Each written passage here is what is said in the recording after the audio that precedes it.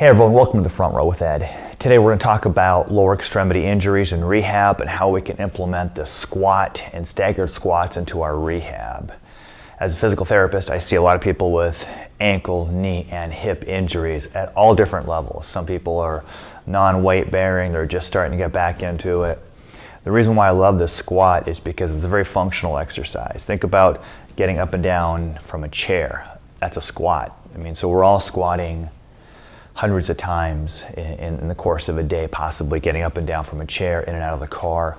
So training the squat is very important. If you're a person that goes to the gym, you've probably seen people squat with the Olympic bar. They might have a bar up front, do front squats. They might have back squats, and they've got hundreds of pounds, and they're squatting down and back up again. If you've had an injury, you're obviously not squatting to that level. So what I do is I break it down for them.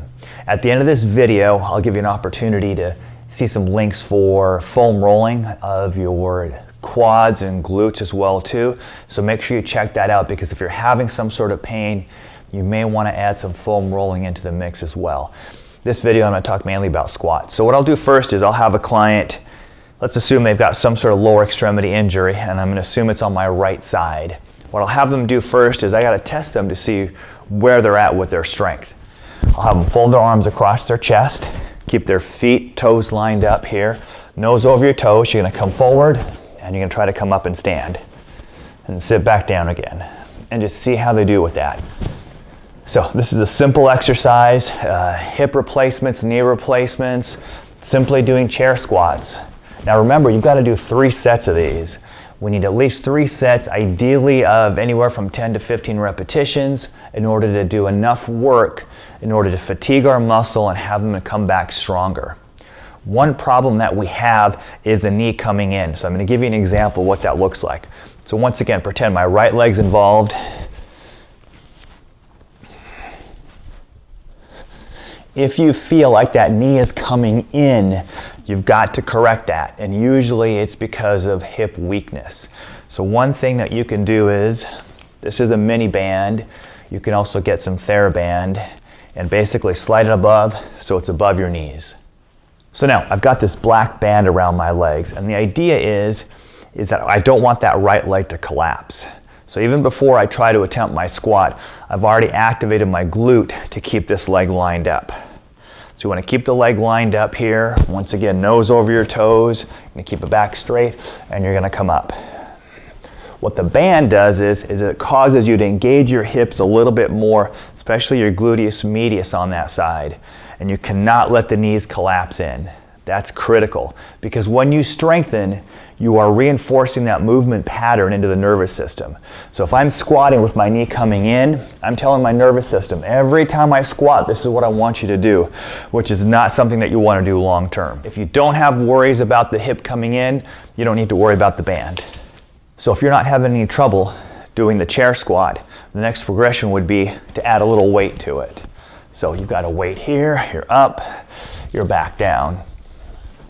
Once that starts to get easy, what you can do then is just touch and go.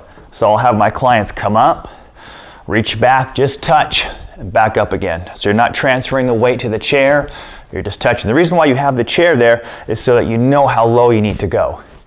When you're squatting, you gotta make sure that you keep your back neutral.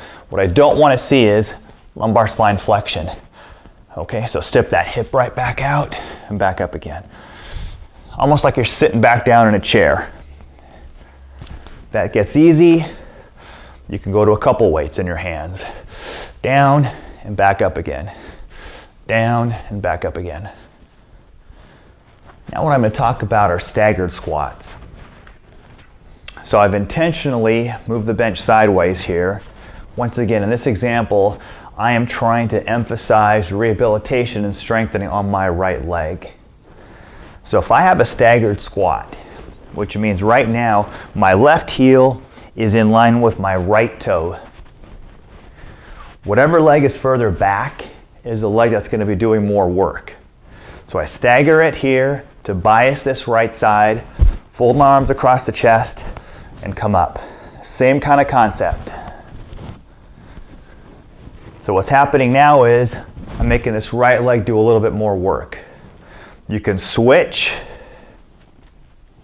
have the left leg do more work and see how you're doing with that. Ideally, you want balance and symmetry. So I would imagine that my right leg is going to be a little bit weaker. The next progression, once that gets easy, is to straighten out the other leg. Now I'm here, I can come all the way up.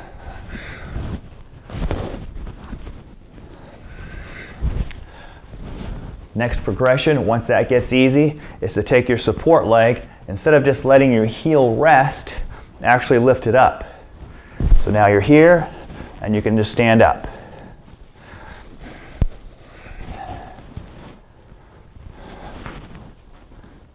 You can see how with just a TheraBand, some dumbbells, and a bench, that you can really give yourself a pretty significant workout, especially as you're recovering from an injury.